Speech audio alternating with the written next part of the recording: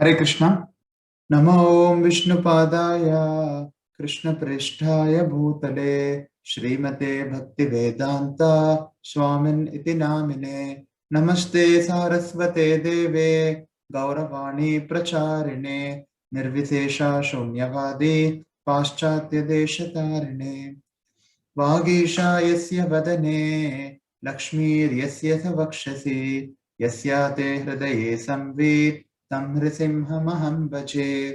एकेन चक्रमपरेण करेण शङ्खम् अन्येन सिन्धुतनयम् अवलम्ब्य तिष्ठन् वामेतरेण वरदापदपद्मचिह्नम् लक्ष्मी नृसिंह मम देहि करावलम्बम्।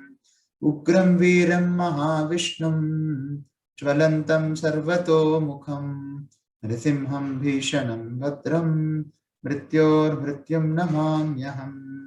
प्रह्लाद नारद पराशर पुण्डरीका व्यासादि भागवत पुंगव श्रीनिवासा भक्तानुरक्त परिपालन पारिजाता लक्ष्मी नृसिंह मम देहि करावलम्बम्।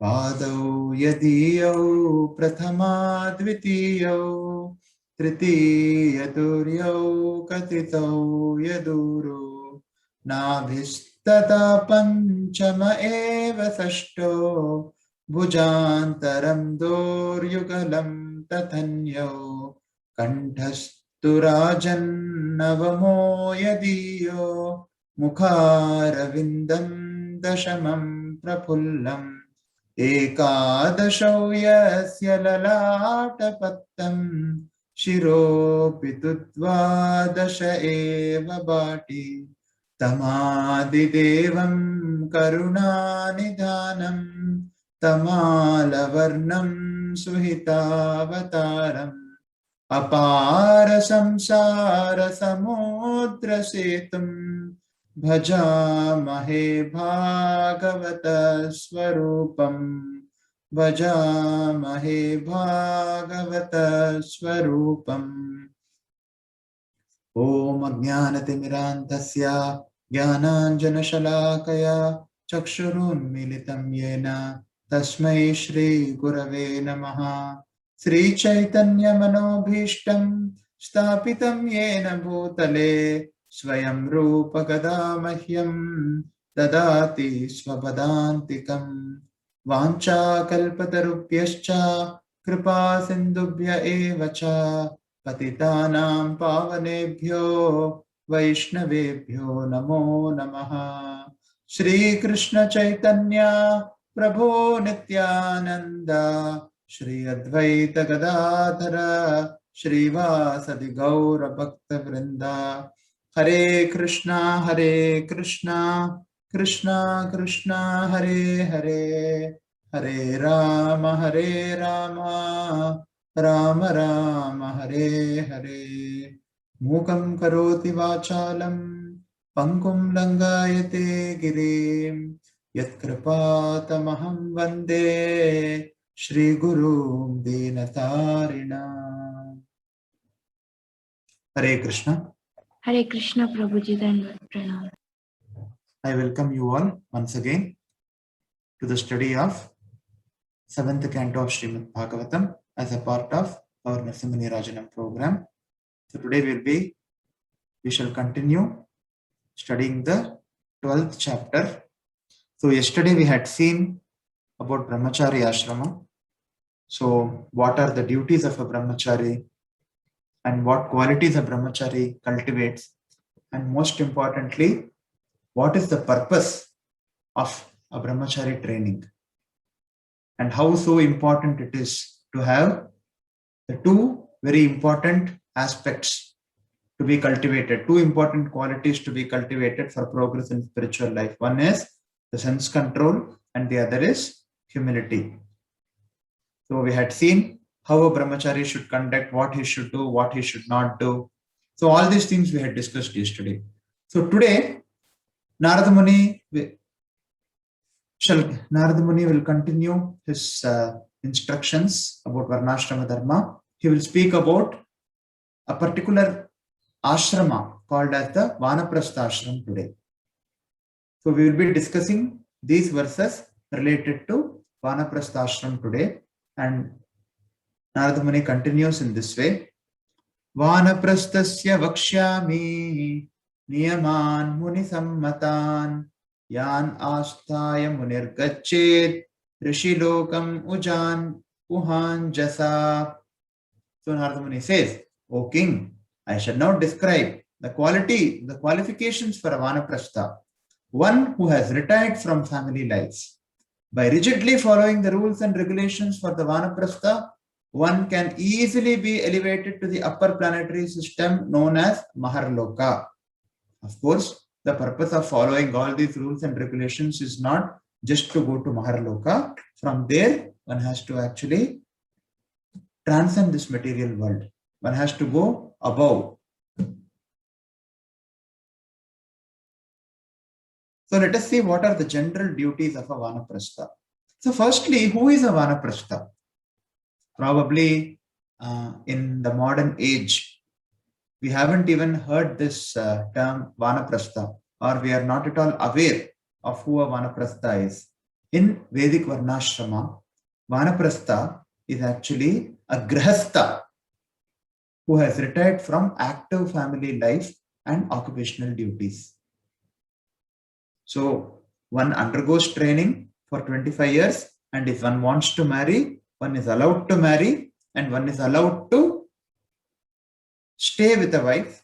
One is allowed to beget children in a very religious way under the guidance of Sadhu, Guru and Shastra with the blessings of Vaishnavas. That is how the system was designed. As we had seen yesterday, Grihastha ashram is not a license to indulge in sex indiscriminately, even with one's own wife. So therefore, Vanaprastha is a person who has spent 25 years in Grihastha ashram approximately. So for first 25 years of life is completely training in self-control, sense control and humility. Complete celibacy for the first 25 years of one's life, or to be specific, from the age of 7 up to 25. It's a period when one has to remain completely celibate, and one has to cultivate many qualities. And when one wants to marry, it's very natural propensity of everyone. Most of the people, in fact, very few people stay as a Brihatvrata or a Naishtika Brahmachari. So if one wants to marry, then 25 years is set aside for Grihastha ashram. And we will be seeing in the last 2 chapters of this very canto how a Grihastha actually should conduct himself. In fact, 2 chapters are, so many verses are there about how a Grihastha must conduct himself. So therefore, after the 25 years of Grihastha ashram, wherein he can actually stay with a wife, he can beget some children, he can beget a few children, and he can live a very religious life. He can take to some means of livelihood, and he can raise the children in a very Krishna conscious way or in a very religious way and train them properly. And then what next? So after 50 years, one has to retire. So previously, the age or the life was 100 years. People used to live for at least 100 years, or probably in the previous yugas even much more. If you take Kali Yuga, at least let us see about 200-300 years back, at least 100 years the life was there. So the first 25 years is Brahmachari ashram, the next 25 years is Grihastha ashram, and the next after 50 years, whatever he is going to take for a few years is Vanaprastha ashram. That is, he actually retires from active family responsibilities and his occupational duties. So this stage is accepted after the age of 50 years, when the duration of life was 100 years. Now, what is the duration of all our lives? Maximum 70-75 years. Maximum 75 years if someone is able to live, it is actually a distinction nowadays. So one has to plan accordingly. The principle is not the at what age you retire. The principle is how early you become detached. One detaches oneself from all the household affairs. One is allowed to stay with one's wife in this stage, but not with one's children. Because the wife, as we have seen, she's always a very faithful and chaste assistant to the husband. So once the husband's responsibilities are done, and what is responsible? What responsibility is done in the sense when the children are all married off. Now you may ask, by the age of 50, how come we have children who are all married? One may ask this question. In Vedic system, that is why a very early marriage was recommended. A very early marriage, the boys, as early as possible, and girls also as early as possible. So because they were married early, they used to beget children early, and by the time the Grahastha is of 50 years age, approximately 50 years, he will probably have even grandchildren. So at that time, when the children are married off, that is the benchmark, when they are more or less settled. So at that time, one used to take to Vanaprastha life. It is very, very contrary to what we see nowadays. Nowadays, some people, they start their career also after 50. They want to go into some, into some new area. They want to explore, or even after they retire, after the age of 60, they want to pursue some career or the other. They just cannot sit like that. We have seen, at least I have seen many examples. So the principle is important. The principle is one has to become detached. And again, one's training and education intensifies at this age. Whatever one has undergone training in Brahmachari ashram, so much of training and austerities one has undergone in the Brahmachari ashram. Grahastha ashram is little better in the sense, even Grahastha ashram, one has to be very austere and one has to be very religious. But what happens is, at least there is some kind of, some small pleasures sprinkled here and there in Grahastha ashram. You have children and they speak very sweet words when they are small, and then they grow up slowly, and raising them. So some kind of pleasure is sprinkled here and there. Of course, one becomes very attached to that. It is sprinkled, but one should not become very attached to that. But anyway, Brahmachari ashram is very, very austere, and Grahastha ashram is comparatively, there is some kind of relaxation, very, very less actually. If you want to be a serious Grahastha, then it is not so, one cannot be very relaxed. And what about Vanaprastha stage? In Vanaprastha stage, one's training and education, whatever training and education he has received during the Brahmacharya life, he continues the same training and austerities. He continues the same training and education, same study of Vedic scriptures, study of Puranas, study of Srimad Bhagavatam. One intensifies one's spiritual practices at this stage. Again, of course, needless to say, celibacy is a must in this age.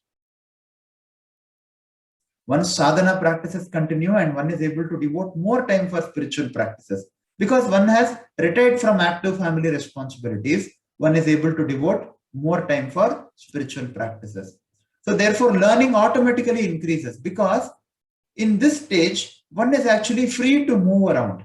He can go to many holy places along with his wife, and he can get the association of saintly persons living at various holy places. So this is the duty of a Vanaprastha. One has to come back. One has to come back and one has to focus completely. So one may ask, what is this, Prabhu?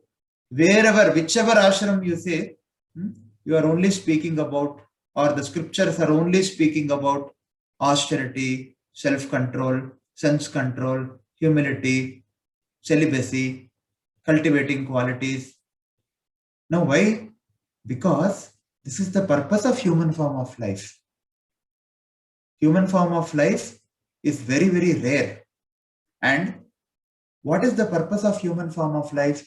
Ahara nidra bhayamaitunam cha samanametat pashubir naranam dharmo hi tesham adhiko vishesho dharme nahina pashubhe samana. That means, what distinguishes a human being? What distinguishes a human being from an animal? A human being's adherence to dharma, varnashrama dharma or sanatana dharma. A human being's adherence to dharma only distinguishes him from an animal. If he does not adhere to this dharma, if he does not adhere to varnashrama dharma, if he does not perfect his life, if he wastes his life, if he wastes his time in sense enjoyment, then he is compared to an animal. He is no different from an animal. Because if he is not going to follow dharma, what is he going to do? He is going to do ahara nidra bhayamaitunam cha. If you take any of the activities of a person who is not pursuing his dharma, it is, if you see, all those activities can be classified in one of these four categories: either eating or sleeping or sex life or maitunam cha. Sometimes it may not be direct, especially for a vanaprastha in this context, but that extended that extended family, he's so attached to that family, to that extended, he may not indulge in that sexual act. That is not the thing. But the desire is there, the ability is not there. The desire is there, and he becomes so attached to one's family. So this is the problem. When one is not trained, when one is not trained in how to pursue dharma, when one is not trained in dharma, when one is not trained in varna and as per one's varna and ashrama, when one is not trained to understand the goal of life and act accordingly, then one absolutely has no information about the goal of life, and he simply lives like an animal. Ahara nidra bhayamaitunam cha samanametat pashubir naranam. That means he is equal to an animal. Then what is the distinguishing factor? The distinguishing factor is one's adherence to dharma. So all this austerity and all this sense control, it is all just to keep that soul, that conditioned soul which has got a human form of life, which is the most rare, durlabha manusham janma, which is most durlabha, to keep that conditioned soul who has got a human form of life on track, so that he doesn't get swayed away and he perfects his life in this very life and goes back home, back to Godhead. That is why so much of restriction is there. And now we see in the next chapter about sannyasa ashrama, that is even more austere. You cannot even live with your wife. So let us see. Na krishna pachyam ashniyat akrishtam chapya kalataha agnipakvam atamam va arkapakvam utaharet. So Narada Muni says, a person in Vanaprastha life should not eat grains grown by tilling of fields. He should also not eat grains that have grown without the tilling of fields but are not fully ripe. Nor should a Vanaprastha eat grains cooked in fire. Indeed, he should eat only fruit which is ripened by sunshine. So this is the standard of Vanaprastha life. One should control one's sense. One should come back to his austere practices, what he had followed in Brahmacharya ashram. And when can he come? He can come only when he has been trained. Only when he has received proper training in Brahmacharya ashram under the guidance of a guru. Only when he has been trained properly in Grihastha ashram, when he is always under the guidance of a guru, then he will be able to live such a life. That means eating only fruits. Is it so easy? No. Unless one is trained in austerity, unless one is trained in sense control, one cannot realize the higher taste. When one is trained, one definitely comes to, at least he will get a glimpse of a higher taste. That is my experience. If one is properly trained in the formative years, and if one takes proper training throughout one's married life, throughout the Grihastha ashram, it may be a little difficult, but what happens is one experiences a higher taste, at least a small, depending on one's sincerity. Krishna will give that higher taste. the taste of austerity, the taste of tapasya, the taste of sense control, and ultimately the taste of performing devotional service. When you do all these things, self-control, austerity, following the regulative principles strictly, and following disciplines strictly, and thereby you follow sadhana bhakti, then what happens is you will get a taste. You will get a higher taste, much higher than the very gross facilities, or whatever taste you get from the gross facilities in this material world. One will get a higher taste from such a training. And when he experiences that higher taste, he never wants to leave it. He may not experience consistently because we are not pure devotees, but all of us will agree, right? Because, all of us, to whatever extent possible, we have been waking up in the morning, we have been attending Mangal Arati, we have been coming to Bhagavatam class, we have been hearing, participating, chanting the holy names, following certain rules and regulations. Unless and until we are getting some higher taste, why are so many people able to come on a regular basis every day without fail? So Krishna is giving us the higher taste. So when one gets the higher taste, he is able to lead such a life. He has to get the taste. So that is very important. That is why it is very important to be properly trained.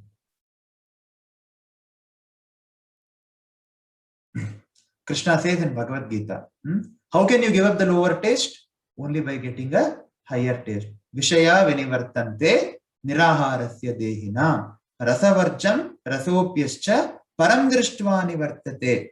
When you get a higher taste, you will automatically be able to give up the lower taste. When someone gives us a very nice milkshake every day with so many dry fruits and everything, then we lose interest towards normal milk mixed with sugar, right? So similarly, when we get a higher taste, we are automatically able to, very, very naturally, we will be able to give up the lower taste. So one can live a life like this, eating only fruit, when he has been properly trained and when he has cultivated that taste.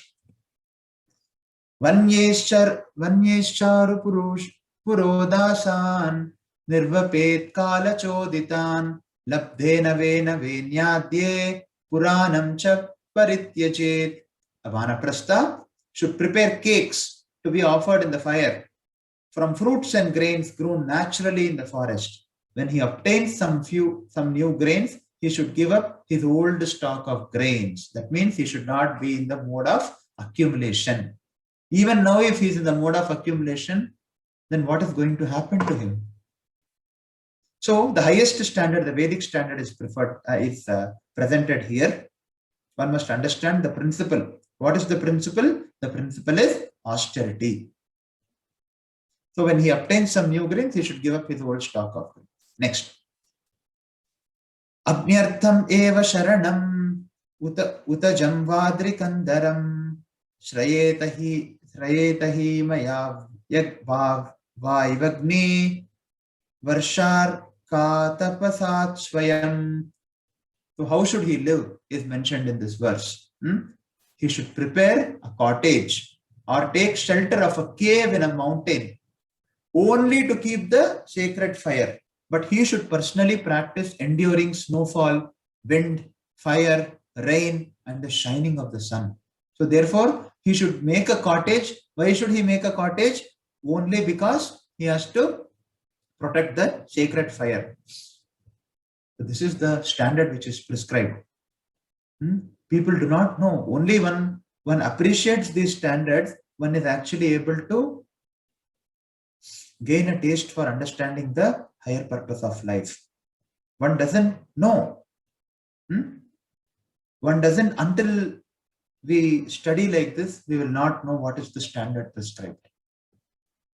Kesharo manakasmashru malani jatilo dadat kamandal vajine danda valkalagni parichadan. So he says here, a vanaprastha should wear matted locks of hair on his head and let his body, nails, hair and mustache grow. He should not cleanse his body of dirt. He should keep a water pot, deer skin and rod wear the bark of a tree as a covering, and use garments colored like fire. Charedvane dvadashabdan astau va chaturo munihi dvavekam va yatha buddhir navipadyeta krichritaha. Being very thoughtful, a vanaprastha should remain in the forest for 12 years, 8 years, 4 years, 2 years, or at least 1 year. He should behave in such a way that he will not be disturbed or troubled by too much austerity. Yada kalpasva kriyayam vyadibhir jarayathava anvikshikyamba vidyayam kuriyat anasanadikam. When because of disease or old age, one is unable to perform his prescribed duties for advancement in spiritual consciousness or the study of Vedas, he should practice fasting and not take any food. So therefore, it is said what he should do when he becomes very old, or when he is not able to prescribe, when he is not able to do the prescribed duties. He should practice fasting completely. As it is, he has to eat only fruits and roots. And now, in an old age, he should fast. That means just see how much emphasis is given on becoming detached from this bodily conception of life. Anyway, he is not able to do anything, so therefore he has to fast. That is the standard which is given. Yeah. So what are the rules for giving up body for a vanaprastha? Atmanyagnin samaropya sanyasyaham mamatam karane shunyaset samyak sangatam tu yatharhatah. So he should properly place the fire element in his own self, and in this way give up the bodily affinity, by which one thinks the body to be one's self or one's own. One should gradually merge the material body into 5 elements. Now let us understand what this means. So yesterday, one of our participants was studying these verses. I could not reply back to him. I didn't have time. I'm sorry, Prabhu. But he wanted me to explain this. So here it goes like this. What does it mean? Merging the gross body. So firstly, one must understand that this Dehatma Buddhi, or the identification of the soul with the body, is so very high for a conditioned soul. Despite all austerities, despite all training, despite having gained all knowledge, and despite so many spiritual practices, we are susceptible to always be in the bodily concept of life to some extent or the other. That is the very nature, that is very, very high for a conditioned soul. This Dehatma Buddhi, misidentifying oneself with the body. In fact, this is what we have been discussing right from the beginning. And this is the same thing which is even taught by Krishna to Arjuna in the Bhagavad Gita. What is the difference between soul, matter and spirit, the soul and the body? So, because the soul misidentifies himself with the body, he is perpetually put into the material existence. And what is the basis? Yesterday we have told sex attraction is the basis for this Dehatma Buddhi. So this Dehatma Buddhi, or bodily conception of life, is very, very high in all of us. So what to do? It is like that, particularly in the Grahasthashram. Despite all training and knowledge, one is prone to be conditioned by such a conception. Particularly for a Grahastha, there is very, very high possibility of being conditioned to some extent or the other, because Grahasthashram itself is actually an ashram of attachment. See, again, we must not understand, or we must not become whimsical when we are in the Grahasthashram. We must not become whimsical thinking that, see, all these people are obstacles to me in my life, my wife, my children, my family. No. This is full of frustrations. One should not be like that. What is the purpose of being in Grahasthashram? We are in any ashram. The purpose of being in any ashram, or the purpose of executing the duties in any ashram, the purpose of being austere, the purpose of controlling one's senses. What is the ultimate purpose? The ultimate purpose is that one must give up this ego. One must give up this false ego. The false ego is very, very high. Despite practicing all these austerities also, one may become very egoistic.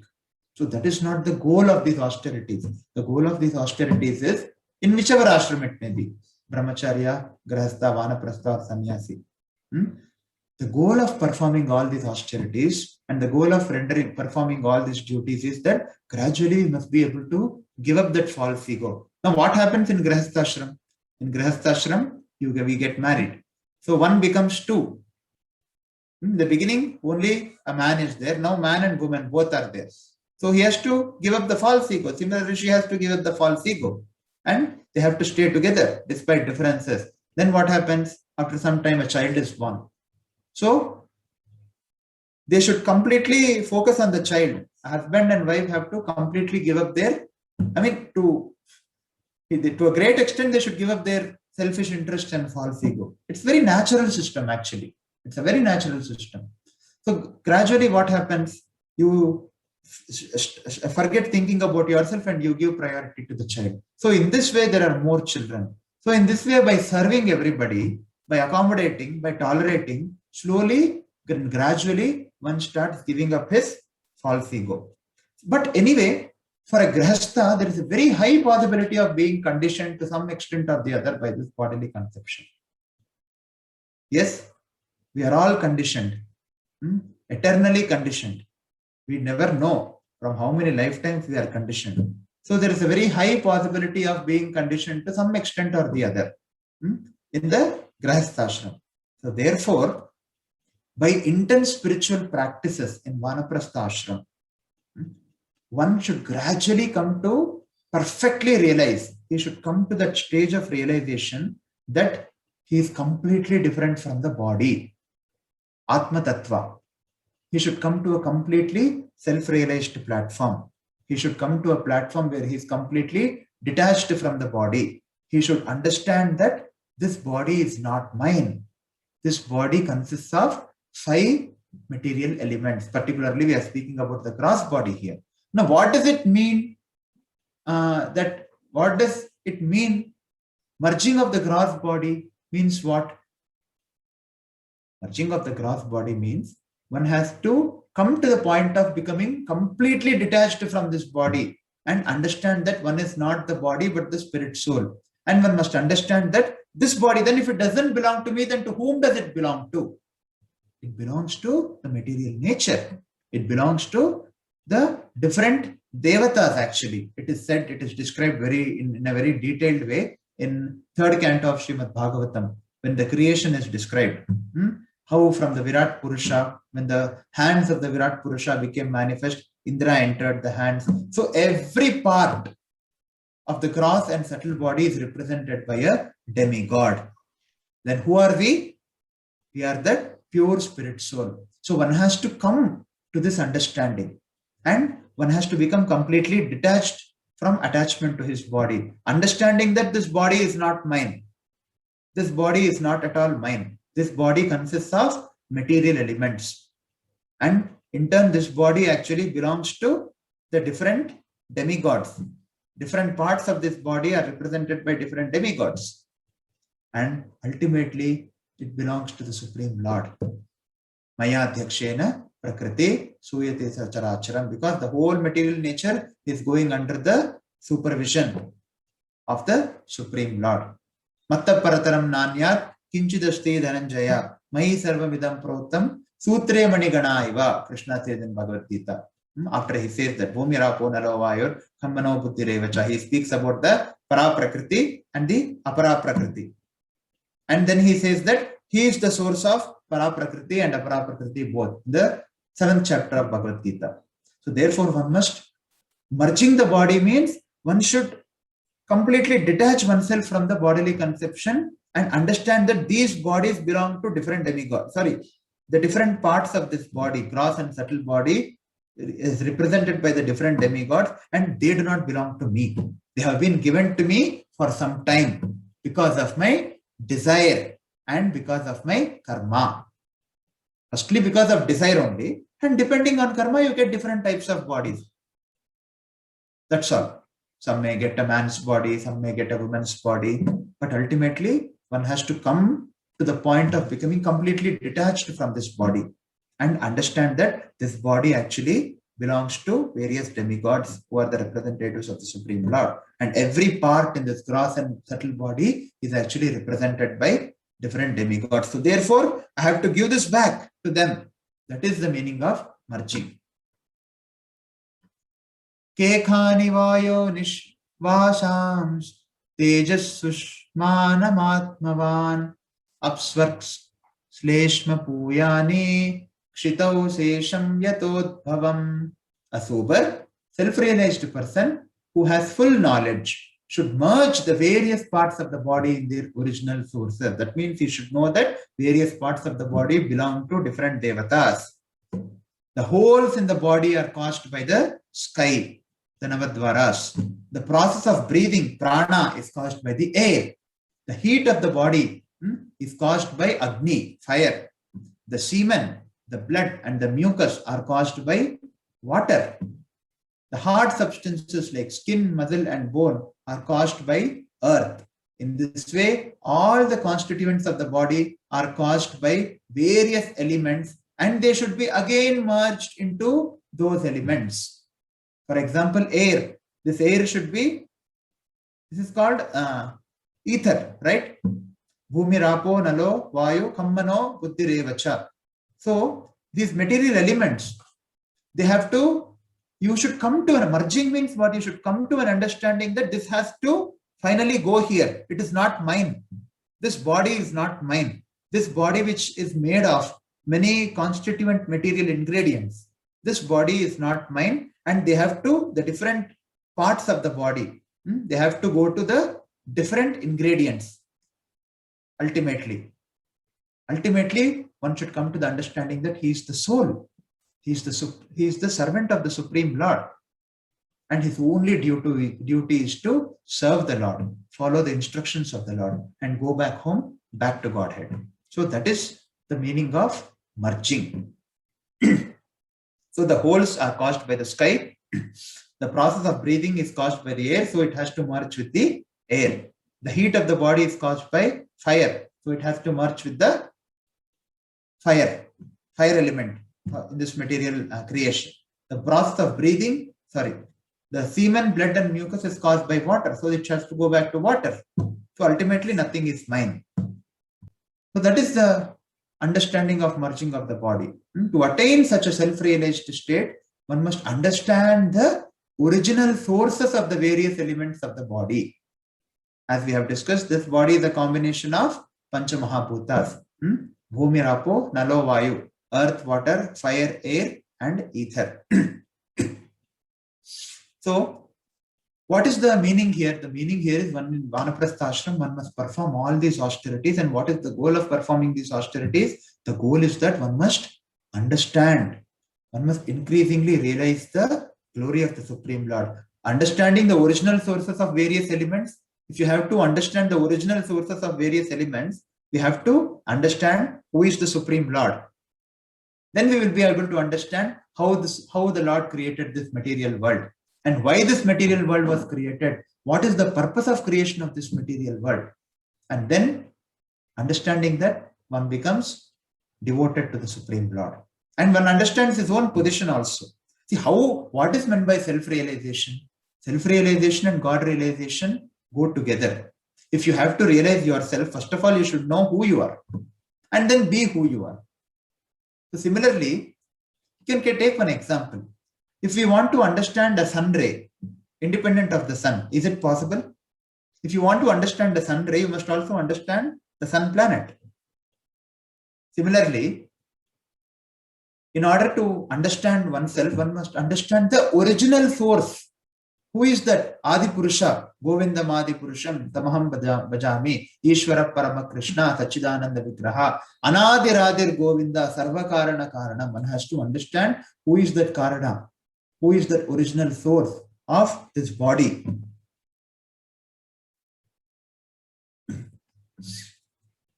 Vachamagno savaktavyam indre shilpam karavapi padani gatya vayasi pratyopastam prajapatau mrityopayum visargam cha yathasthanam vinirdishet dikshu shrotram sa nadena sparshe nadhyatmani tvacham. Rupani chakshusarajan jyotish abhiniveshayet apsu pracheta shajihvam greyayir granam kshitau nyaset. So Narada Muni says in these verses, thereafter the object of speech along with the sense of speech should be bestowed upon fire. That means we should know that the object of speech which we have, the tongue, it belongs to the fire element. Craftsmanship and the two hands should be given to the demigod Indra. It means that one must come to a point of understanding that these two hands actually belong to Indra, or these are represented by Indra. You will be able to see the details if you read the third canto, second and third canto very systematically in Srimad Bhagavatam. The power of movement and the legs should be given to Lord Vishnu. Sensual pleasure along with the genitals should be bestowed upon Prajapati, because Prajapati represents the sensual pleasure and the genitals in the Virat Purusha. The rectum with the power of evacuation should be bestowed in its proper place. So we should know that these different parts of body actually belong to different representatives of the Supreme Lord. And ultimately, this body does not belong to me. It has just been given to me for a certain period of time. The oral instrument along with sound vibration should be given to the deities presiding over the four directions. The instrument of touch along with the sense of object should be given to Vayu. The form with the power of sight should be bestowed upon the sun. The tongue along with the demigod Varuna should be bestowed upon water, and the power of smell along with the two Ashwini Kumara demigods should be bestowed upon the earth. So this is the meaning. One should understand that this body doesn't belong to me, and therefore one must prepare for death. Mano manoratais chandre buddhim bodhyai kavo pare karmanyadhyatmana rudre yadaham mamata kriya. So the mind along with all the material desires. Until now we have been seeing only the gross body. Now Narada Muni is speaking about the subtle body. One should not be attached to anything. One should know that one is not this body. It means one should know that one is not this gross body. One is also not this subtle body. In fact, this is more difficult. One should know that one is not the mind. One is not the intelligence. One is not the false ego. Even mind, intelligence and false ego is actually a body. It's nothing but a sukshma sharira, subtle body which cannot be seen. So one should not even misidentify himself with the subtle body. So the mind along with all the material desires should be merged in the moon, because Chandra or the moon is the representative of mind along with material desires. All subject matter of intelligence along with intelligence itself should be placed in Lord Brahma. That means one must come to a point of realization that my intelligence and all the subject matters of intelligence actually it belongs to Brahma. It has been given to me as per my karma. That's all. False ego, which is under the influence of material modes of nature and which induces one to think I am this body and everything connected with this body is mind. This is the most subtle thing. This false ego. It should be merged along with the material activity should be merged in Rudra, who is the predominating deity, Adhisthana Devatas. These are all called as Adhisthana Devatas, the predominating deity of the false ego. So one should come to a point of understanding that one is not the mind, one is not the intelligence, and one is not the false ego also. Then who is one? One is a soul, a spirit soul, an eternal servant of the Supreme Lord. So one has to practice spiritual life in such a way that one comes to this position of complete detachment from gross and subtle bodies. Only then you will be able to mentally give up the body, saying that, this part, see, this doesn't belong to me, this doesn't belong to me, this belongs to some demigod, this belongs to some demigod. Then what belongs to me? Only my relationship to the Supreme Lord is actually mine. That's all. Satvena chittam kshetragne gunair vaikarikam pare apsukshitim apo jyotish ado vayo navasyamam kutaste tacha mahati tad avyakte kshare chachat. Material consciousness, along with the goal of thought, should be merged in the individual living being, and the demigods acting under the modes of nature should be merged along with the perverted living being into the Supreme Being. The earth should be merged in water, water in the brightness of the sun, this brightness into the air into the sky into the false ego, and false ego into the total material energy. The total material energy into the unmanifested ingredients, and at that last the ingredient, and at last the ingredient feature of the material manifestation into the super soul. So how to understand this merging of the subtle body? So one must realize that all of one's gross and subtle body belongs to various demigods. What is Dehatma Buddhi? Dehatma Buddhi is when we think that, when we misidentify ourselves with the gross and subtle bodies. Object of tongue, fire, Indra. Ityakshara ratayatmanam chinmatram avasheshitam Nyatvadeyo Taviramed Daktayo Ivanalaha. So, when all the material designations have thus merged into their respective material elements, merged means to understand that this doesn't belong to me. When he comes to a realization, not just theoretical understanding, when he comes by the dint of his spiritual practices, by the mercy of the Supreme Lord, when that Vanaprastha, he comes to understand that all these material designations, or this material body, or this gross body and subtle body, it doesn't belong to me. When all the material designations have thus merged into their respective material elements, the living beings who are all ultimately completely spiritual, being one in quality with the Supreme Being, should cease from material existence as flames cease when the wood in which they are burning is consumed. When the material body is returned to its various material elements, only the spiritual being remains. This spiritual being is Brahman and is equal in quality with the Parabrahman or the Supreme Lord.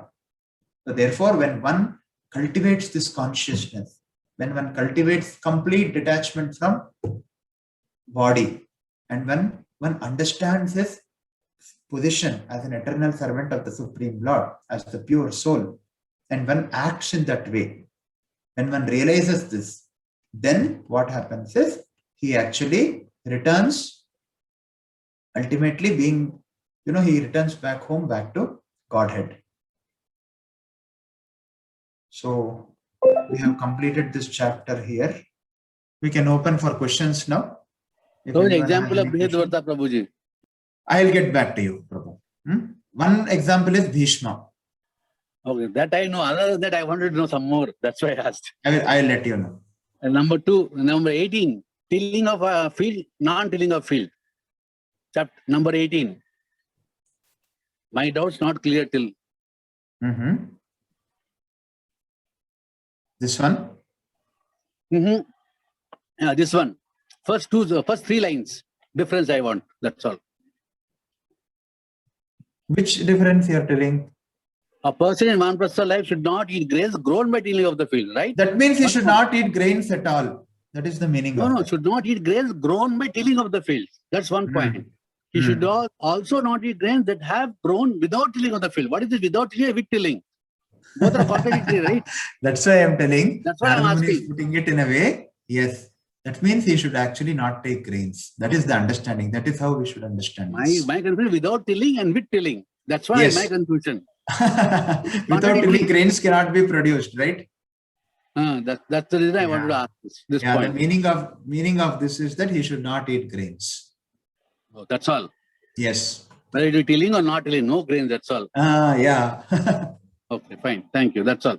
Yes. My thing is over. Sure. Any other questions? There are no Prabhuji, questions. Hare Krishna. Hare Krishna, Prabhuji. Hare So regarding this Grihastha ashram and Vanaprastha, so how in current, in the current situation, how one can implement it? Yes, very good question, Mataji. Thank you for the question. One should take the principle which is mentioned here. Firstly, it is told here that one must stay for either 12 years or 8 years or 4 years or 2 years or at least 1 year in the forest. Can we take that directly and do it now? No. And first of all, do we have a forest anywhere? Yes, Prabhuji. Proper forest? No, that is not there, right?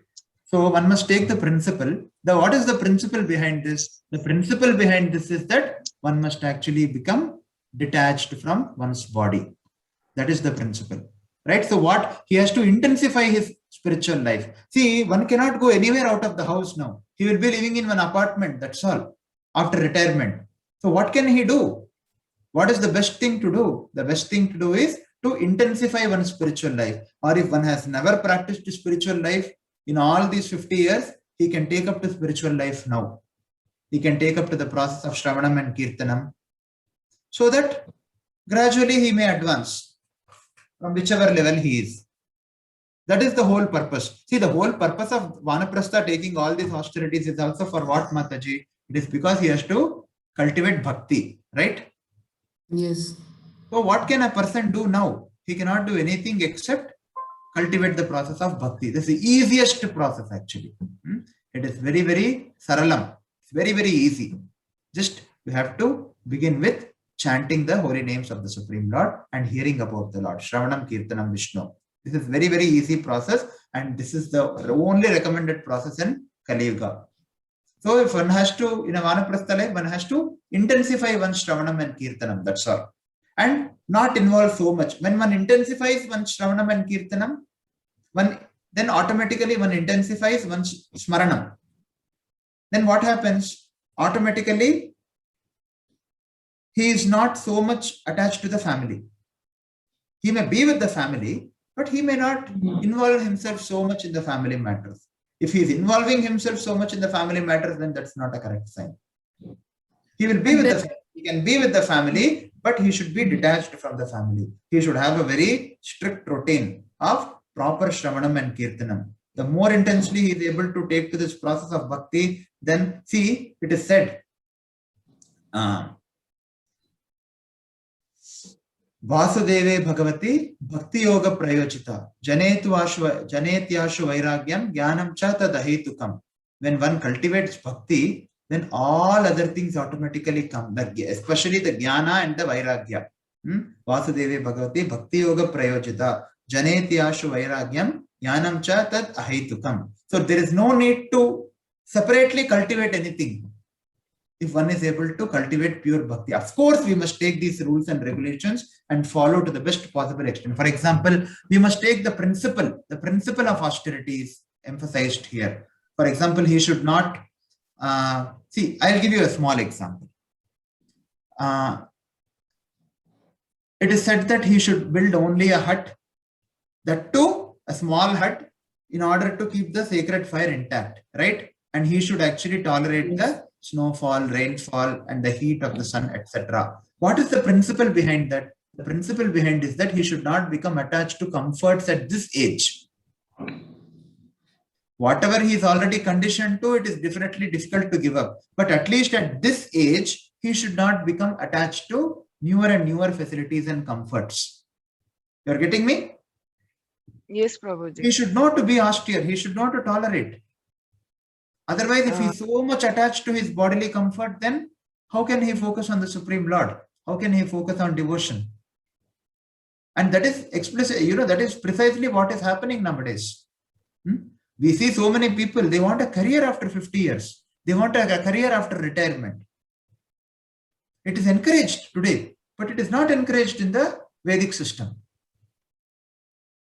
Okay? Yes, Prabhuji. And Yeah, there will be some other responsibility also, no, to take care of old age parents. And also, Prabhuji, after a certain age, everyone is prone to diseases and all. So Correct, according correct. to that, See, they all should these things be we have to be needing very some practical, comforts and Mataji. all. See, Yeah. children have to keep their old parents nowadays. It's their duty to look after their parents, definitely. But how should a parent be? Just because a son is taking care of a father, it is not that the father should become overly attached to the son. You are getting me? It is the son's dharma to take care of the father. But what is the father's dharma? The father's dharma is to intensify his devotional service. Generally, what happens? Son takes care of father, and father becomes more and more attached and entangled in family affairs. Even after the age of 60, 65, 70, so much they are obsessed with the family matters. Right? Yes, It is Prabhuji. the son's duty to take care of the old parents, definitely. But it is the old parents' duty to see that they detach themselves completely from the children. In the sense, they should become more and more intense in their spiritual practices. They can stay with the children. It's okay. Depending on the situation. They can stay with the children. They can visit the children or children can visit them. That is not a problem here. What is the most important thing? One should know how to, one should know that just because my son is taking care of me, I should not go into a comfort zone. You are getting me? Yes, Prabhuji. Yes. How can they be only by eating fruits? It is said that he should own only fruits. Then if the son keeps the old father and mother, will he give him only fruits? No. Is that acceptable? No. Right? So the principle is important here. What is the principle? Of course, the Vedic Vanaprastha was living like this in the previous ages, but the principle is more important here. And he was able to live like that because he is trained like that from childhood. The Vedic Vanaprastha is able to live like what Narada Muni is speaking here because he was trained from the very childhood how to live. Right? Yes, Prabhuji. Today, who is trained? Are the old people about whom you are speaking about right now, are they trained like that? No. No, they are trained to watching TV. They are trained to watching cricket. Yes, Prabhuji. Yeah, they are trained to watching news. That is their training throughout. So that is how their consciousness will be even now. But whatever it is, nevertheless, bhakti is for everyone. Everyone can take to the process of bhakti. Probably not to the austerities, but they can take to the process of bhakti more and more intensely. And that will take care of the other things. Automatically, that jnanam and vairagyam, as we have discussed. Vasudeve Bhagavati, Bhakti Yoga Prayojita, Janetu Ashu Vairagyam, Jnanam Chata Dahetukam. So automatically this jnana and vairagya will develop for a person who has taken to the process of bhakti. So most important thing for old people today is they must be encouraged. They must be encouraged to take to the process of Shravanam and Kirtanam. Shravanam and Kirtanam is Sanatana Dharma. Right? They must be encouraged to take to this. And of course, they should understand themselves. When they take to this process of Shravanam and Kirtanam, if they happen to read Srimad Bhagavatam, they will understand. And they will make their life a little more austere. You are getting me? Yes, Prabhuji. And regarding the comforts, Prabhuji, so after a certain age, everyone is prone to some kind of disease and all. So Correct. like joint pains and all. So at that time, they are bound to take some kind of comforts. So is that also not allowed? Taking comfort is not wrong. Taking comfort is not wrong. Becoming attached to that comfort is wrong. Achha, okay. Yeah. Becoming attached to that comfort is wrong. Taking comfort, see if the joint pains are there, they can take some physiotherapy. That is not wrong. But even when joint pains are not there, if he wants physiotherapy because it is giving him some relief, then what is it? Okay. Getting it? They should not become attached to that, Mataji. See, nothing is bad, Mataji, actually. Only thing which is bad is that we become unreasonably attached to something without knowing who we are. Take it any ashram, take it any varna or any ashram or anything. Take it whoever we may be. What is bad? Nothing is bad. Only forgetting our position as servant of the Supreme Lord. That is only bad. Yes. If somebody has great joint pains, will we allow that person to suffer? No. No. And if he has the joint pains and if he is suffering, will he be able to do devotional service with such joint pains? No. No. So he has to take sufficient care of his body. Why he should take care of the body? Not because, not that he becomes overly attached to getting that care. He should take care because only if he keeps his body fit, he is able to render devotional service. Yes, Prabhuji. So it needs training actually. And if the person is not trained, whatever is best possible, we can do to him. Prabhuji, one of the basic question.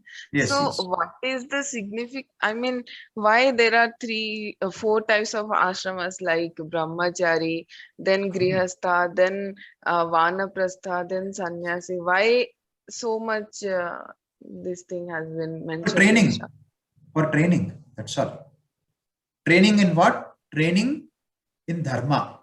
Training a human being to understand what is he actually. Only in the human form of life, you can actually understand your position as a servant of the Supreme Lord. Yes or no, Mataji?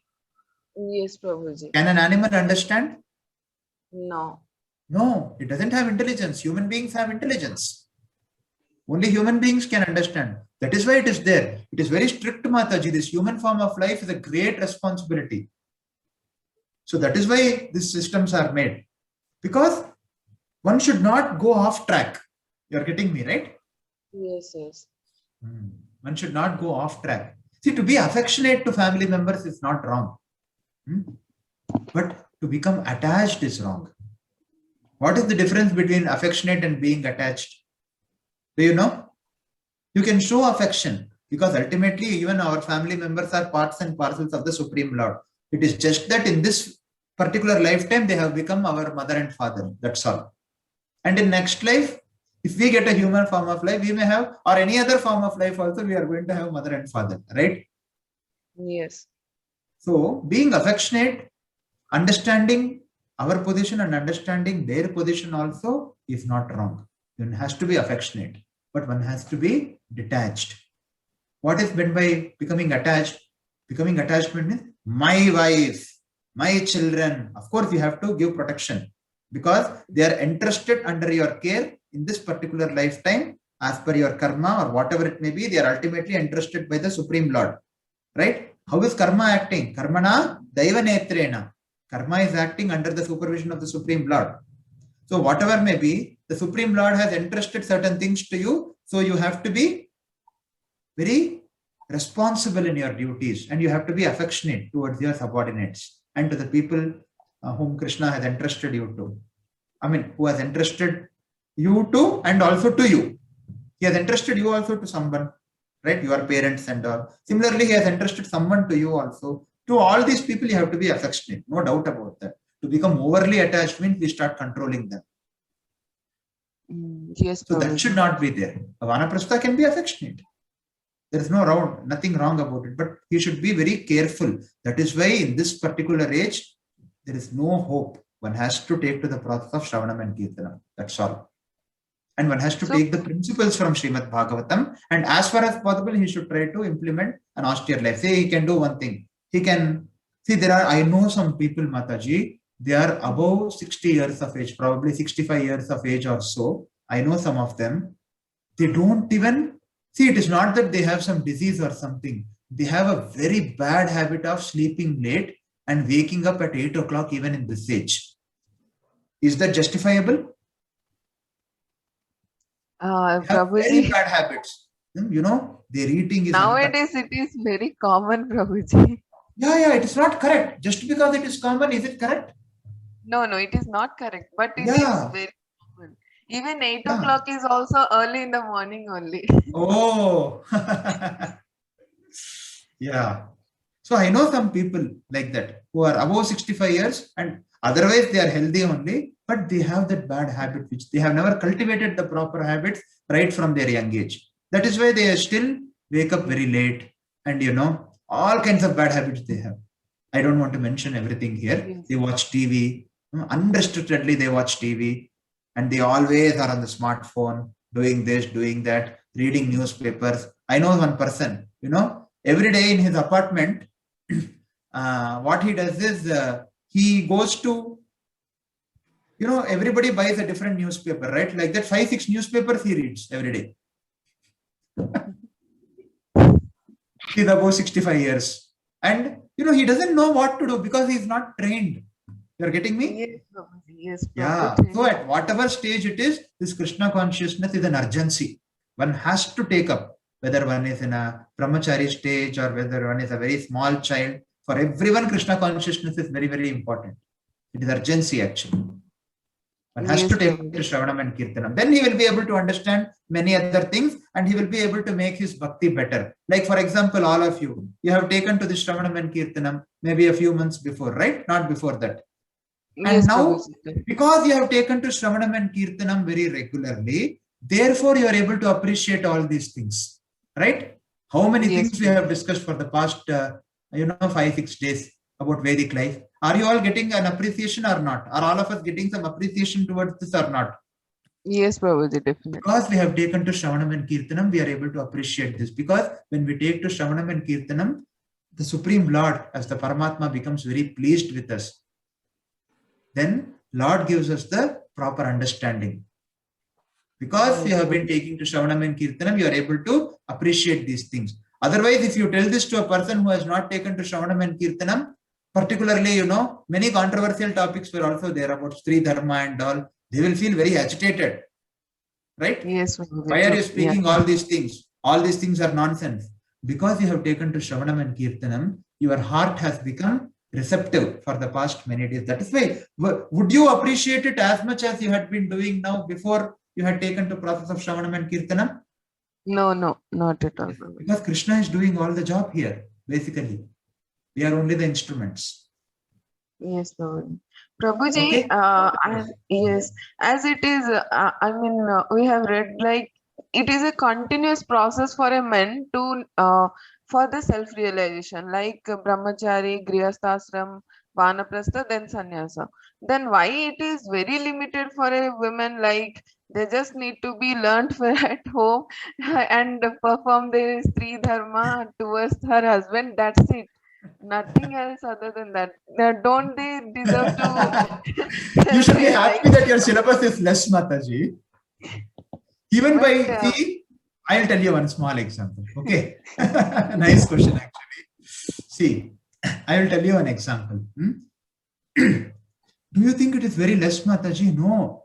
Just that she has to assist. That means she also has to work along with the husband in all these areas. Of course, during Brahmachari ashram and Sannyasa ashram, she is not allowed to stay with the husband. But in Grihastha and Vanaprastha ashram, every duty she has to do with the husband, whatever the husband is doing, if he has to do some, see, for example, I will tell you my own example. Now I am giving class here. Since 5:30 I am giving. Somebody is outside the room who is helping me to do that. My wife is sitting outside and I have a 4-year-old son. So in case he wakes up, she's taking care of everything here. Is it that only you are just seeing me giving the class, that's all. But she is helping me in so many ways, my wife. Yes, Prabhuji, that's true. Is it very easy? She has to do so many things now. If I had not been not giving easy, the class, but the continuous learning process is missing. Yes, that's why I'm telling. If the wife is the wife's duty is only to help the husband, Mataji. That's all. And it doesn't mean, see, it is told very briefly, that's all. But a wife has so many things to do. Now, helping me means what? My wife is doing so many things outside this room. You know that? She's cutting the vegetables, or she's, making some things ready. Managing whole thing. Yes, Prabhuji. Yeah, you are not able to see her, that's all. Yes, You are able correct. to see only me. You are not able to see my wife. But my wife has been helping me. Not only now, ever since marriage, she has been helping me in doing my service. So she is also doing the same service, right? She is not in the forefront, that's all. Yes, correct. Prabhuji. Because her syllabus is not to be in the forefront. Yeah. Her syllabus is primarily to help me. Of course, some women are specially empowered. That's the exception always. But what is their primary service? Their primary service is not to be in the forefront. But just because they are not in the forefront does not mean they are not doing anything. For example, a Brahmana lady, she may not be in the forefront, but she is going to help. She's going to do so much of household work. Right? Why? To assist the husband. That is the system which is given by the Supreme Lord, Mataji. Right? This is Vedic. Yes, Vedic means one has to accept it on the authority of the Supreme Lord. That's all. And one has to accept it and one has to follow it. when one accepts and when follows, when one accepts this wholeheartedly because it is coming from the Supreme Lord, and when one follows, then he will be able to understand and appreciate Lord's system. Yes, Prabhuji. You are getting me? See, Prabhuji, for what example, you have happens- taken to Shravanam and Kirtanam, right? You have Yes. put some faith and taken to Shravanam and Kirtanam without applying so much logic. But are you able to be without chanting your rounds for even one day now? Tell me. No, Prabhuji. Oh, you have got attachment to that. Similarly, it is not that she has any less work or anything. Only the thing is, they are not in the forefront. That's all. Yes, Prabhuji, correct. Yes. Prabhuji, what happens to those women who, whose husbands are taking sannyasas? What will happen to them? In Kali Yuga, actually, sannyas is not recommended, Mataji. We will discuss tomorrow. Yeah, in Okay. Kali Yuga, sannyas is not recommended. And yeah, how he has to take is also probably mentioned there. I have to go through that section. How they have to Okay. take to sannyasa is also mentioned there. They have to entrust their wives with under the care of their elder sons, grown-up sons. Oh, okay. After the Vanaprastha ashram, they have to actually they have to entrust them in their care. See, woman is always protected, Mataji. She is protected in the childhood by her father. What protection means? Protection means to train her in chastity and loyalty towards the husband. And similarly, a boy is also protected in another way. That's all. Particularly, a woman is protected even in a more intense way than a man, because they are subject to exploitation, Mataji. Women are subject to exploitation, being the weaker sex. Meaning what? It doesn't mean that they are inferior. It just means that their bodies are different and prone to exploitation. That's all. Spiritually, they are the same. Spiritually, we are all souls, parts and parcels of the Supreme Lord. But we also have a body, right? Subtle and gross body. Yeah, This correct. body is different for a man and woman. Therefore, the duties are different and the syllabus is different. That's all. Yes, Prabhuji. Thank you, But Prabhuji. it doesn't mean that women do not have any role actually. In fact, they are the ones who don't come in the forefront, but they do so much. See, for example, if you see a very well-trained boy, who is actually guiding many people in the society, do you think that the boy has come up on his own? How much his mother should have cared for him? How much she should have trained him? Right? Yes, Prabhuji. Generally, they go unnoticed. Women, that's all. But it is not like that. Women do a lot of things. If you are able to hear a class, it is not only my contribution. It is the contribution of so many devotees who have been making this PowerPoint presentation. And it is some devotees take the responsibility of organizing this. And Anuradha Mataji mentors you very well.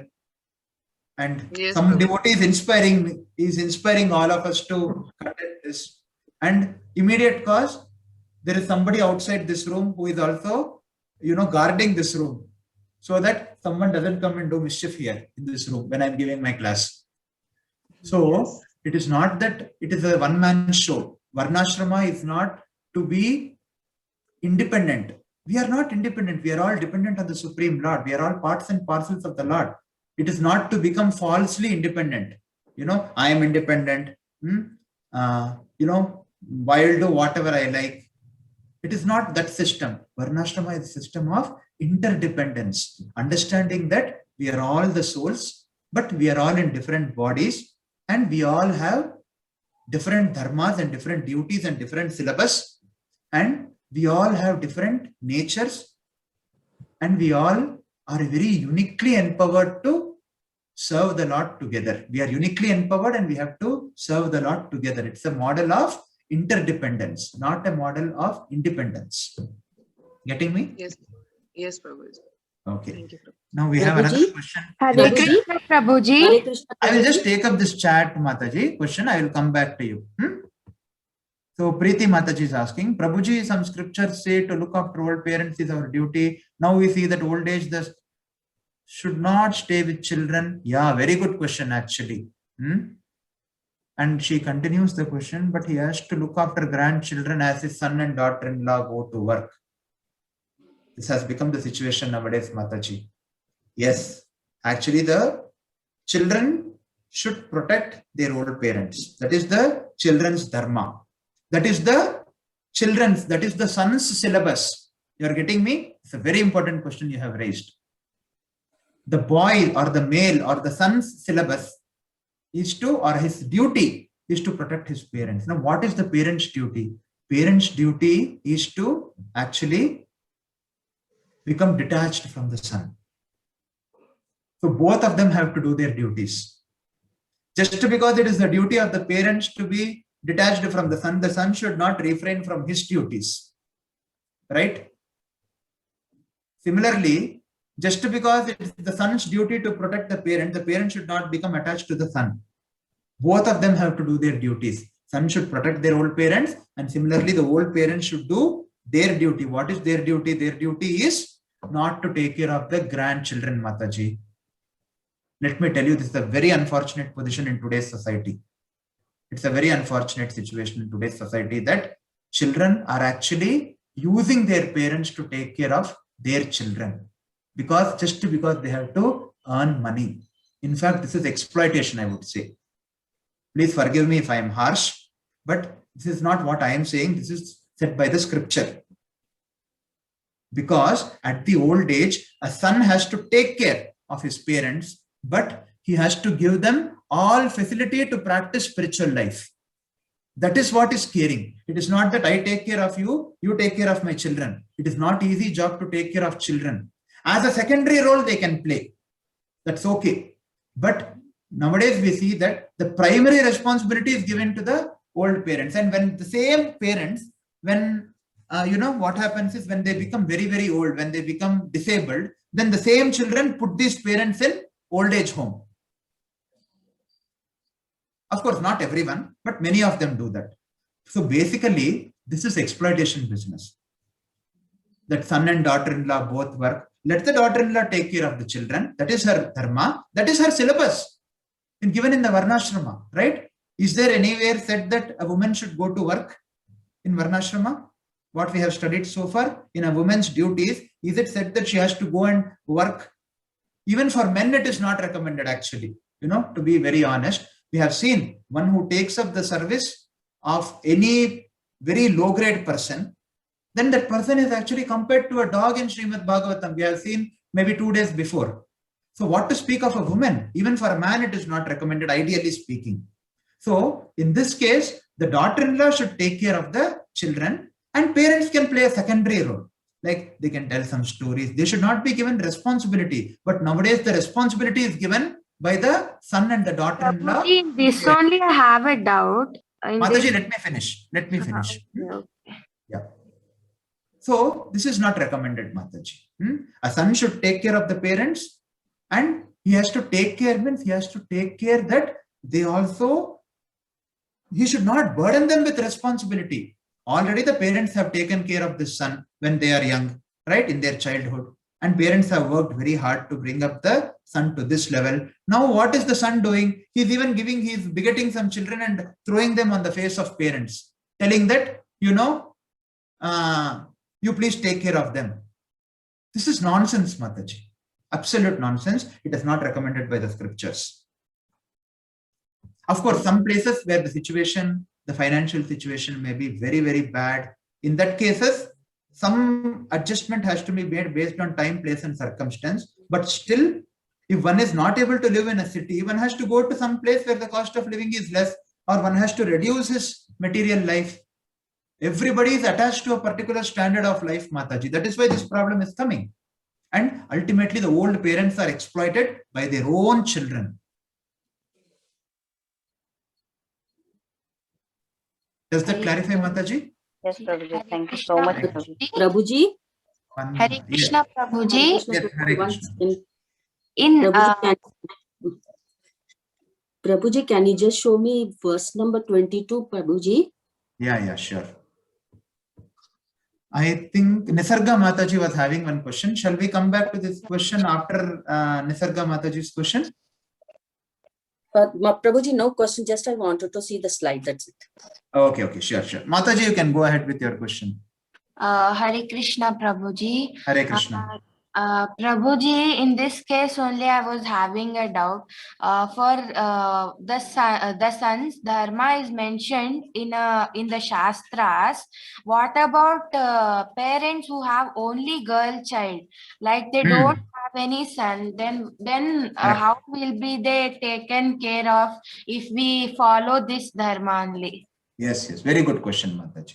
See, in the Vedic system, they used to have many children. So definitely there would be at least one son. But of course, nowadays, maximum number of children one is having is 2.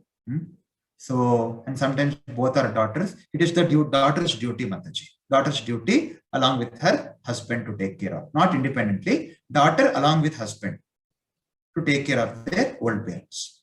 If both are daughters, what to do? Daughters have to take care of the parents. There is nothing wrong in that, right? Yes, Prabhuji. And one more doubt, Prabhuji. Is it that the brahmacharis after brahmachari that period, they directly go to sannyas? Some of them can. Particularly, But what is the need of vanaprastha for them? They are not in... Vanaprastha is not required for them. Who are Brihad Vratas, who are Naishtika Brahmacharis, they can take direct sannyas. For example, our founder Acharya Srila Prabhupada's spiritual master, Srila Bhaktisiddhanta Saraswati Thakur Maharaj. He took directly sannyas after Brahmachari ashram. He did not marry, but Prabhupada married. So it is okay if one is qualified and if one is able to take.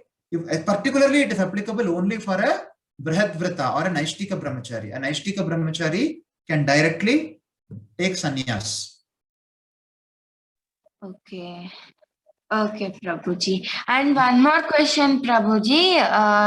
In the introduction, I think today's slide, it was mentioned that persons who practice this vanaprastha, they can be easily elevated to some loka. Maharloka. Yes. Is it above Brahmaloka or below? No, below Brahmaloka only. But Prabhuji, they are following it so religiously and they are doing all this, then they should be actually elevated to biggest Exactly, very good question. See, what happens is, Mataji, if they do not perfect their lives, they go to Maharloka. If they perform all these austerities, but if they do not become pure devotees, then they go to Maharloka, and after some time from there, Maharloka is a loka of very pious people, right? So there they continue their devotional service, and from there they go back to the spiritual world. Oh, okay. But otherwise, they can go directly to the spiritual world also. See, that is the destination of an unsuccessful, practitioner. That's all. But still, because of his austerities and piety, he is elevated. From there, if he further perfects his life, he can go back. Okay, Prabhuji. Thank you so much. Prabhuji, one more question I had. Yes. I was asking this, like we do pious activities, no? Yes. And sometimes like we do Ekadashi and all also. Then I have doubt, suppose there is a person who is very sinful and we do Ekadashi and donate that thing to this person who is very sinful. Okay. Can you come again? We do Ekadashi, no, Prabhuji. Yes, Suppose we do Ekadashi. One Ekadashi, okay, Nirjala, and we are following everything, and we are donating it to some person who is very sinful. I mean, we are following Ekadashi and we are donating it someone results of that Ekadashi we have followed to that person who is very sinful. What is the result of this Ekadashi which you want to donate? What result you are getting from Ekadashi? Let me complete the question, then you will understand. Okay. Then what I'm saying is, will that person get the benefit spiritually or materially?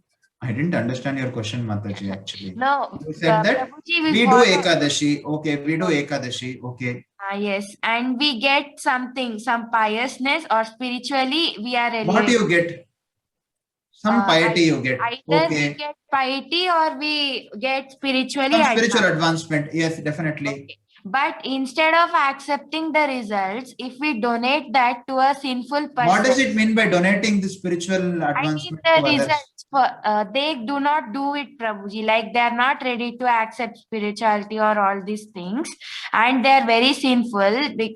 So we don't want them to get go to hell or do all that things. So on behalf of them, we are following it, and when we are donating it, will they get that benefit spiritually, Yes. or they'll get materially, like they'll go to Swarglok and all? They will be spiritually benefited.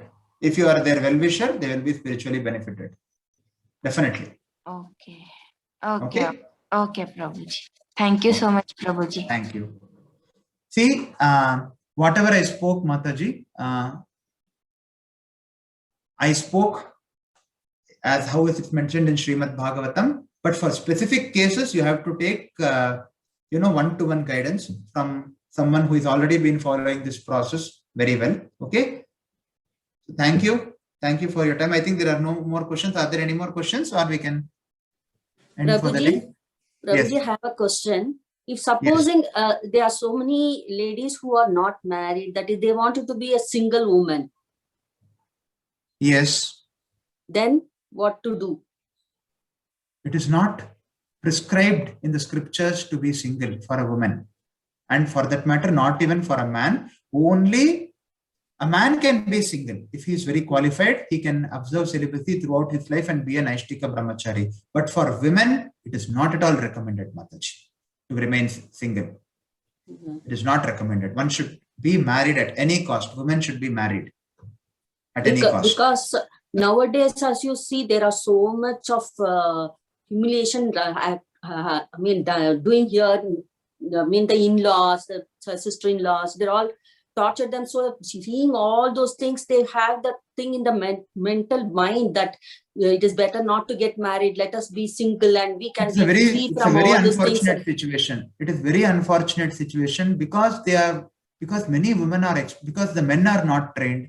The women are also not trained. So what happens is actually mutual exploitation goes on, and because man is physically and mentally he is stronger, it looks like the man is exploiting the woman more. And by seeing all this, they become frustrated. And they say that marriage itself is not required. They see many failed marriages, right? Yeah. So just because a principle, just because of that, this marriage is not working out in some cases, you cannot reject the principle itself, no, Mataji. Can you do that? That is true. But they have the mentality because seeing all they have the things mentality because they are not trained properly. And it's very unfortunate. And it's very, very, it is definitely they will be exploited even if they don't get married. It is more dangerous, At least if they are married, they will be under some protection of the husband. It may look like the husband is dominating or anything, but they are under protection. But if they are not going to be married, then they are definitely going to be exploited because so many men, because none of them are trained nowadays. They are just looking for an opportunity to exploit the woman in one way or the another. So women have to be married, Mataji. There is no exception to this. Prabhuji, in this case, I have a question. Can I ask it? Yes. Prabhuji, so women have to be under protection of father, husband or son? Yes, always in their life, they have to be under personal protection of one of these. Yes. What if a girl is there, her father is died, okay, she is not married and she doesn't have a son. Where shall she go for protection? Husband, she has to get married. That's all. Other relatives will be there at home, right? Prabhuji, other relatives are there. Other relatives who are at home should take the responsibility to get the girl married to a suitable boy, and the boy has to give protection. That's all. And what if the relatives are also not taking care? And above that, what happens is nobody is liking to marry that girl also because of some issues and all that things. Yeah, what were you asking? I was asking that what is the dharma of that girl now? What is the dharma of that girl? See, it's a very bad karma if such a situation is there. It is very, very exceptional, Mataji. So it has to be dealt on a case-to-case basis. I cannot answer that question in the class. You know, as Actually, black Prabhuji, and white. suppose I cannot that- answer that as black and white. Yeah, she has to do the needful, but it has to be addressed in a very case-to-case basis manner. I cannot address that in the class as what her dharma is. Yes, Prabhuji, because if suppose that person, that girl, if she is in such an unfortunate person, situation because of her bad karma, okay, and she gets introduced to Krishna consciousness. Suppose this story you imagine, then yes. then she will get to know, okay, I also have Exactly. some dharma. Exactly. But she's not able to follow. Devotees will help her. Don't worry. Krishna will help her. If he takes to devotional service, Krishna will help her in all respects. That is how we have been helped, Mataji. Who helped us? Tell me. Krishna only helped us through the devotees, right? Yes, Prabhuji. If you are able to attend these classes and participate very enthusiastically and follow the devotional process nicely, is it our own strength we are doing these things, or somebody is helping us? Somebody is helping, not somebody, so many are helping. Exactly. So if she takes to devotional service, she's protected always. Okay? Yes. Definitely she's protected. Thank She you, will Prabhuji. get all the necessities. What is this? Tesham satata yuktanam bhajatam priti purvakam dadami buddhi yogam tam yenama upayantite. So Krishna says in Bhagavad Gita, that person who is always glorifying me, Tesham satata yuktanam bhajatam priti purvakam, who is chanting my names with lot of love, bhajatam priti purvakam dadami buddhi yogantam, he will give all the intelligence. And he also says, ananyas chintayanto man yajana paryupasate tesha nityabhi yuktanam yogakshemam vahamyaham. So a person who is practicing this Ananya Bhakti, who is putting his endeavor towards this Ananya Bhakti, the Supreme Lord personally take care. What does he say? Ananyas chintayanto man yajana paryupasate tesham nityabhiyuktanam yogakshemam vahamyaham. That means he says, I will preserve what you have and I will give you what you lack. Krishna is assuring Arjuna in the Chaturshloki Bhagavad Gita. Yes, Prabhuji. Thank you so much. And Mataji has pinged something. Over empowerment of women. They think I can manage and live alone. Why I should have a family? And so, yes, Mataji. And you know why this over empowerment of women is there? It is not to encourage women. This over empowerment is there. It is actually to exploit women. That is why empowerment is given in a different way to women. Empowerment is given to a woman if she is trained in chastity and loyalty towards the husband. Otherwise, it is not empowerment. If whatever is being done is against chastity and loyalty towards the husband, that means that empowerment is actually exploitation. Prabhuji, I have a question. So Yes. nowadays, women are also getting exploited even in the marriage also, not Yes. only by their husband, but also by the whole family. So Yes. how do we understand this situation? Yes, it is there because of lack of training, Mataji. Simple. They are not trained. If you are trained, you will not exploit. Yeah, but I mean that training we cannot do, no, and that is We not, cannot that do. is already, yeah, in their system only. It is not that only women are exploited, Mataji, in this material world, unless somebody is trained in Varnashrama Dharma, unless one is trained in their respective duties and in their respective syllabus to become a devotee of the Lord, then everybody is exploiting everybody else. You know that? Yes, Prabhuji. It's not only that men are exploiting women. Women are also exploiting men if they are not trained. Yeah. Yes. So in such cases, as the society is not perfect, then Yes. why it is so important to get married? Because It is anyhow, yeah, I mean, very we good have question. seen the Very good situation. question. Very good Yeah. question, Mataji. By getting married, you are following the syllabus given by Lord. Yes, Prabhuji, but we know that, I mean, we have seen that all these situations are happening, isn't Yes. not, I mean, Correct. everybody will be afraid to take that step also, no? Correct, I mean, correct. But if they are not going to take that step, is it that they are not going to be exploited? See, for example, I will tell you. If you That become, is if you known exploitation, this is unknown exploitation. that's all. See, I will tell you, and this is safe, because if you think that your husband is exploiting you, or he is trying to dominate you or something, at least you are following the syllabus given by the Supreme Lord and you have got married, right? Yeah. See, one thing, Lord has given a syllabus. Now this syllabus is a common syllabus for man and woman to get married. Okay. This Vivaha Samskara is a syllabus given by the Supreme Lord. This Vivaha Yajna or Vivaha Samskara. There are two options. Because exploitation is going on, you don't follow the syllabus at all. Or you want to follow the syllabus. Of course, exploitation will be there until we are properly trained in Krishna consciousness. But if you marry, then you are following the syllabus given by the Lord, right? You are doing your duty to get married. So that gives you so much protection. If you simply follow the syllabus, if you follow the syllabus of the Lord, you will have protection of the Lord also, right? What do you say?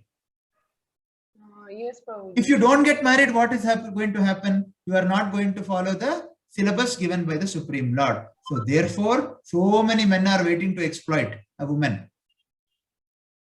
Yeah. Right? So yes, Prabhuji, if one is widowed in the early age, or they are having children and widowed, so in that situation also are they prescribed to marry again, or they are divorced? If they have or son, anything? no, Mataji, this remarriage is not recommended. In fact, in the Vedic age, Sati used to be there. You know this Sati system? Yes, Sati yes, means yes, Prabhuji. the woman will actually enter into the funeral pyre along with the husband.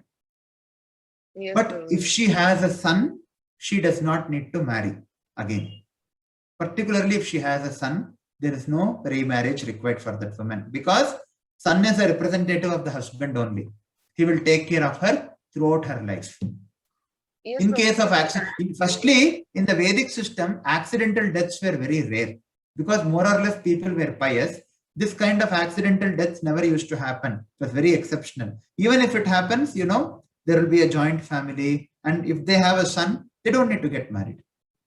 Yeah, I mean, I'm relating this to the current situation only, that nowadays, even due to this pandemic also, many of the girls are, I mean, at the early stage, they are just having a 1-year-old baby kind of thing.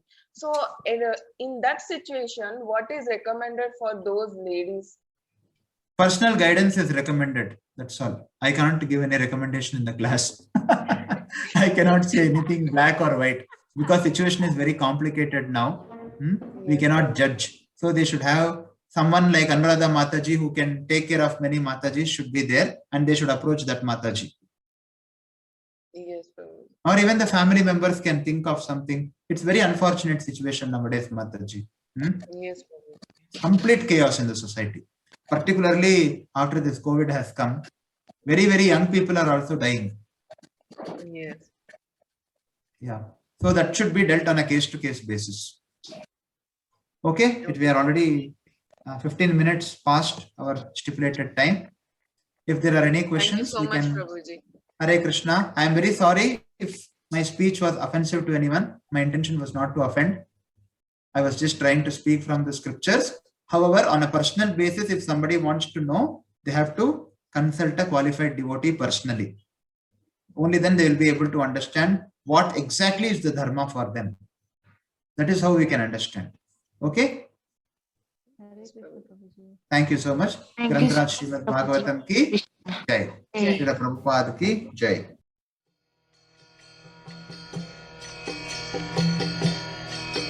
Hare Krishna, Krishna Krishna, Hare Hare, Hare Rama, Rama Rama.